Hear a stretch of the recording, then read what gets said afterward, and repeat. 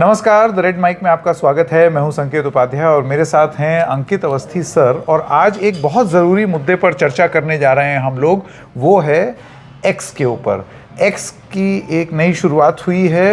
AI में deep seek और chat GPT की तरह एक्स भी ग्रॉक लेकर के आया है। और ग्रॉक तो ऐसे लगता है हिंदुस्तान के लिए अंकित सर सबसे बड़ा खिलौना बन गया है। इतना बड़ा खिलौना जिसमें सब लोग जो हैं वो अपने अपने कुछ कुछ सवाल पूछ रहे हैं। कंट्रोवर्सी ये हो गई कि अब एक्स को सरकार को जवाब देना पड़ रहा है, क्योंकि उसने आरएसएस के लिए ये बोल दिया कि इनका फ्रीडम स्ट्रगल में कोई रोल नहीं था। वो नरेंद्र मोदी को झूठा बोल रही है।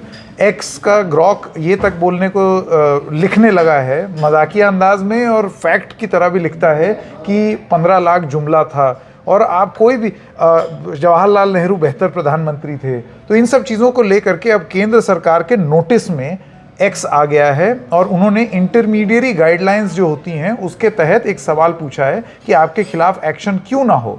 अब आपको ये भी बता दें कि ये लड़ाई भारत सरकार बनाम इलॉन मस्क, भारत सरकार बनाम एक्स भी हो गई है, क्योंकि एक्स ने भी भारत सरकार को सू कर दिया है। सब चीज़ों पर बात करेंगे और समझने की कोशिश करेंगे अंकित सर से। अंकित सर, ये जो आज की डेट में ग्रॉक हिंदुस्तान का सबसे बड़ा रिपोर्टर बना हुआ है, इस पर आपका क्या कहना है? सर, मैं ये मान रहा हूँ ना कि जब से ये एआई आया है, अभी तो हम लोगों ने शुरुआत की है इस दर्शन की। अभी बहुत कुछ होना बाकी है। बहुत कुछ होना बाकी क्यों है? क्योंकि असल में आप लड़ किससे रहे हो? ग्रॉक नहीं है सर उसका नाम, वो असल में सूचना है उसका नाम, जो ऑलरेडी प्रेजेंट है। ग्रॉक कर क्या रहा है? उन सारी सूचनाओं को संकलित करके दे रहा है विदाउट फिल्टर। ये बिल्कुल वैसे ही है जैसे मैं अभी आपसे पूछूं कि मैं आपको कैसा लग रहा हूं। अब बिना सोचे देखे कहोगे यार ठीक नहीं लग रहा है। अगर आपका ये भाव हो और एक दूसरा भाव ये हो कि आप फिल्टर लगा के बोलो, तो इंसान से फिल्टर अपेक्षित है, मशीन से नहीं है। अब मशीन है ना, वो विदाउट फिल्टर जा रही है। आप इसकी बात कर रहे हैं, लोगों ने मेरा तक तलाशा हुआ है कि अंकित अवस्थी किस पार्टी के एजेंट हैं। अच्छा। मतलब और ग्रॉक के रिजल्ट्स जो आ रहे हैं वो लोगों को इसलिए फैसिलिटेट कर रहे हैं बहुत ज़्यादा कि वो फिल्टर के बिना बोल रहा है। अब चूंकि पत्रकारिता हो, मीडिया के साथ सोशल मीडिया हो, इन सब में लोगों को बहुत ज़्यादा फिल्टर्स की आदत लग गई है। क्योंकि हमने सो कॉल्ड जो सेंसरशिप डायरेक्ट और इनडायरेक्ट देखी है मीडिया में और सोशल मीडिया पर भी उसी तरह के जो रूल एंड रेगुलेशंस लगने की बातें, तो तथ्य और सच जो है वो चुभने लगता है। अब चुभने लगता है। अब जैसे ही वो पर्दा हटा, आपने देखा भाई ये क्या था, ये क्रांति ले आया ये। अब मुसीबत क्या है? आप लड़ रहे हो इलॉन मस्क से कि भाई इसको फिल्टर पहनाओ। कौन सा फिल्टर पहनाओगे सर? आप उसको ये बोल दोगे कि नहीं, झूठ को झूठ मत बोल। वो तो तथ्य है ना, वो निकाल कर दे रहा है। सोशल मीडिया पर जो भी तथ्य है उपलब्ध, जो इंटरनेट के डेटा में जा चुका है, वो जो 1 लाख पेज कभी गूगल पर सर्च के थे, वो उनमें से तुरंत फिल्टर निकालता है और निकाल के ये सबसे बेस्ट था, सबसे ज्यादा देखा गया था, ये लो। राहुल गांधी जी के बारे में कि भाई वो कभी प्रधानमंत्री बनेंगे नहीं बनेंगे, लोगों ने तमाम प्रकार की चीजें उसमें पूछी हैं। मजा क्या आ रहा है लोगों को कि देख ये कोई नहीं बोल पा रहा था, ग्रॉक बोल गया। हाँ। तो वो जो ग्रॉक का बोलने का फैक्टर है ना, उसने अपना मजा बहुत जबरदस्त कर दिया है। बिल्कुल। लेकिन अब ये जो लड़ाई हो रही है, अब जैसे कि मैं दर्शक अभी स्क्रीन पर देख पाएंगे, ये एक मीडिया रिपोर्ट है, जैसे कि आप देख सकते हैं इकोनॉमिक टाइम्स की। इसकी हेडलाइन है मस्क्स ग्रॉक एआई अंडर माइटी, यानी कि ये ministry of electronics and IT, ministry of electronics and information technology, उनकी रेडार में आई है for inflammatory content on x, यानी कि भड़काऊ भाषण देने का आरोप एक्स के ऊपर लगा है। सरकार क्या कहती है? एक्सपर्ट्स का ये कहना है कि AI bot is facing scrutiny for abusive Hindi remarks, क्योंकि वो बहुत सारे लोग उसको गाली देने को बोल रहे हैं, गाली भी दे रहा है। फिर experts have raised concerns over Grok's content moderation practices. Experts said misusing AI for spreading hate speech is unlawful and harmful. The AI model was hailed as beating performance benchmarks set by OpenAI, and the government is also saying such activity can render X and XAI liable under the IT Intermediary Rules 2021. Ankit sir, X जो है वो basically एक intermediary है। मैं इस पे आता हूं। और सरकार का ये कहना है कि आपका काम जो है वो बैठ के ज्ञान बखेरना नहीं है, आप इंटरमीडिएट, लोग आप पर आपका मंच इस्तेमाल करके ज्ञान देंगे। बहुत सही। इसको ना हम इस तरह से कहते हैं सर आप खुद मीडिया बन रहे हैं। हाँ, आर्टिकल 19 है ना, जिसका जिक्र सब जगह बार बार हो रहा है। इलॉन मस्क कह रहे हैं कि मेरा आर्टिकल 19 छिन गया है, या फिर ये कहिए कि जो भी अपनी बातें रखने वाले लोग हैं वो आर्टिकल 19 को अपनी अभिव्यक्ति आज़ादी के रूप में लेकर चलते हैं। हालांकि वो फॉरेन नेशनल है, तो उनका इंडिया में कोई अभिव्यक्ति की आज़ादी का वो राइट नहीं है जो बीइंग ए सिटीजन इंडियंस का है। अब सवाल बहुत बड़ा ये है कि हमारे आर्टिकल 19 में ये बात बहुत अच्छे से मेंशन है कि आपको केवल बोलने का ही नहीं, अभिव्यक्ति किसी भी अंदाज में हो, चाहे रिटर्न हो चाहे जेस्चरल हो, उसमें कोई भी ऐसा काम नहीं करना है जो देश की एकता अखंडता को बिगाड़ता हो। जो आप लाइन के साथ आर्टिकल 19 के साथ जो रीजनेबल रेस्ट्रिक्शंस पढ़ते हैं, उन रीजनेबल रेस्ट्रिक्शंस में अब जो ग्रोक जानकारी दे रहा है वो रीजनेबल रेस्ट्रिक्शंस वाली जानकारियों को हटा के दे रहा है।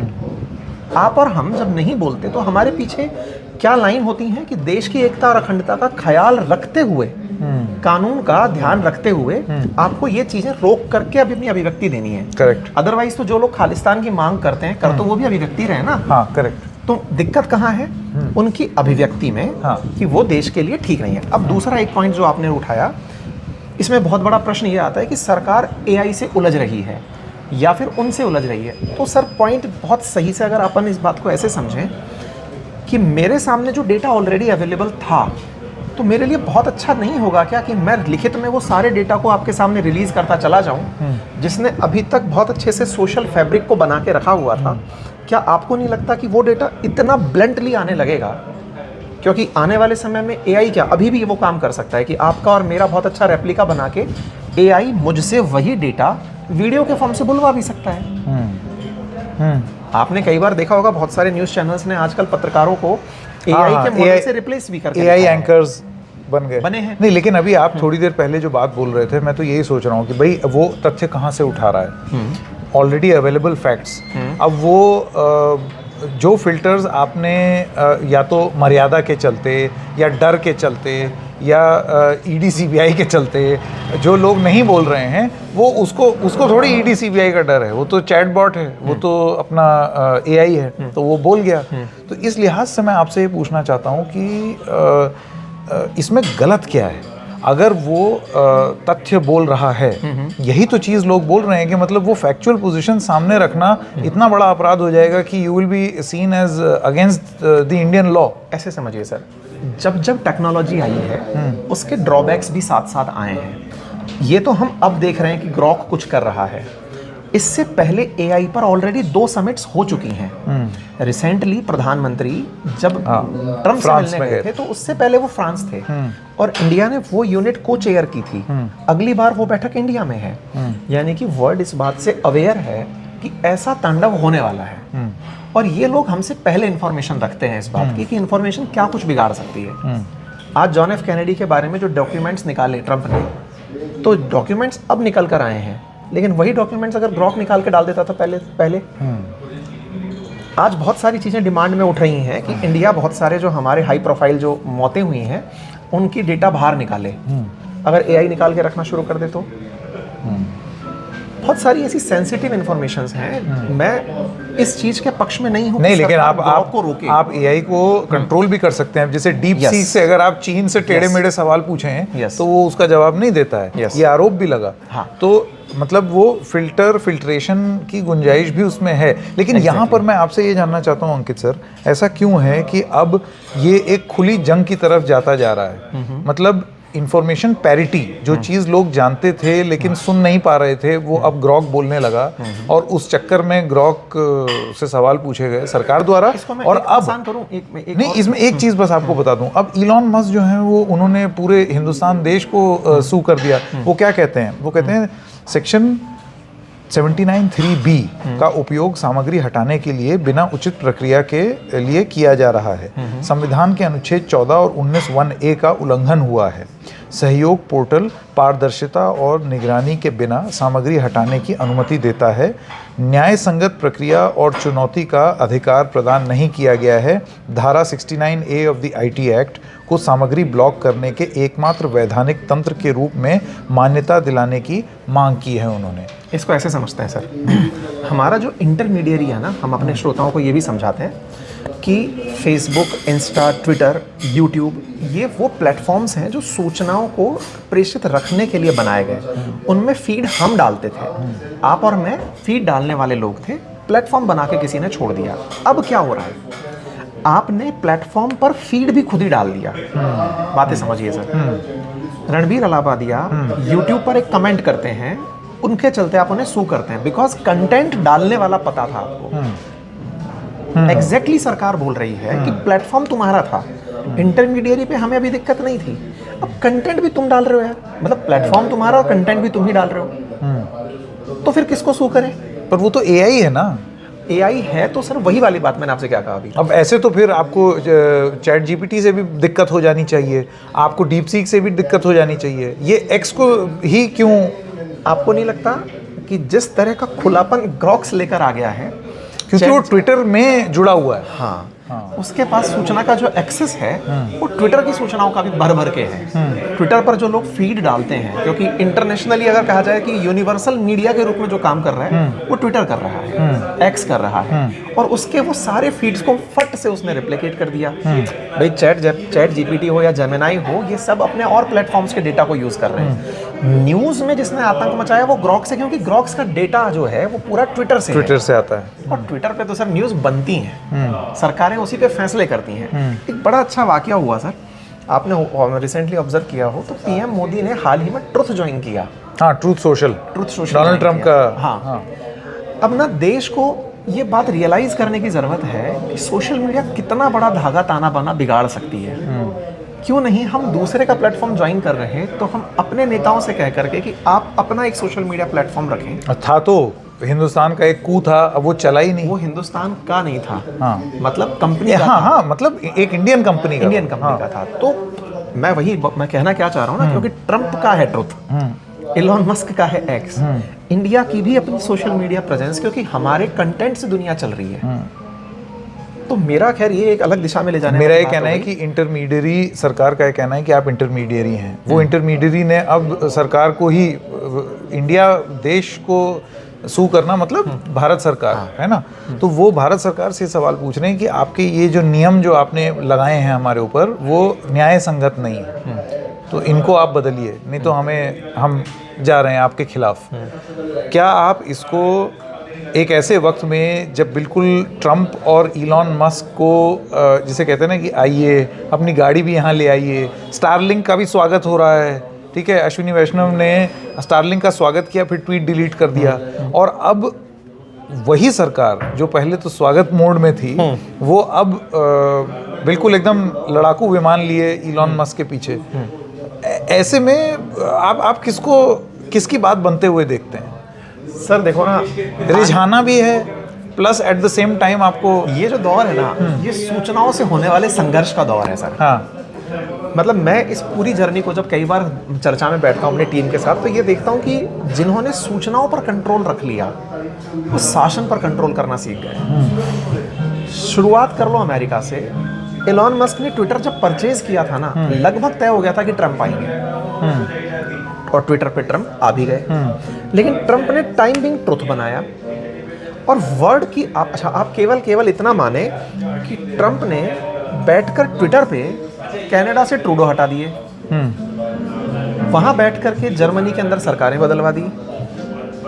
अब ऑब्जर्व करिए ना, पूरा की पूरा अगर सिस्टम ऑब्जर्व कर रहे हैं तो सिस्टम में जो सूचना का केंद्र है वहां से सरकारें गिराई जा रही हैं। अब आप इसको डीप स्टेट नाम दे दें या कुछ भी दे दें, लेकिन मेरा मानना है कि आपकी एक आइडियोलॉजी को फैलने का एक प्लेटफॉर्म मिल गया है। आपकी जो थॉट है ना, अब वो बिना फिल्टर्स के पहुंच पा रही है। और ट्विटर को बनाया भी इस तरह से गया कि आप अपनी थॉट को डाल दो, हम उसको रेस्ट्रिक्ट नहीं करेंगे। एलन मस्क ने यही कह के तो लिया था ये। अब जो ग्रॉक काम कर रहा है उसने कहा कि देखो जब फिल्टर नहीं होता तो कैसा होता है। हाँ। मैं बिल्कुल ऐसे बोलता हूँ सर कि आपके और मेरे मन में 1 लाख गालियाँ एनी टाइम रहती हैं, लेकिन हम फिल्टर्स के साथ बैठे हैं ना। सही बात है। हाँ, सूचनाओं का भी वही हाल है। सूचनाएं रहती हैं, इंटरनेट पर हैं, लेकिन आपको ये ध्यान रखना है कि फिल्टर क्या होगा। वो फिल्टर आप खुद हैं। फिल्टर ग्रॉक जो है वो उठा के वो सारी सूचना सामने लाता है। वायरलिटी का बड़ा कारण क्या है, मतलब अगर आप ऑब्जर्व करें तो उसकी बहुत बड़ी वायरलिटी का कारण है फिल्टर नहीं है। तो सरकार तो फिल्टर के लिए इतने सारे कानून लेकर आ गई है।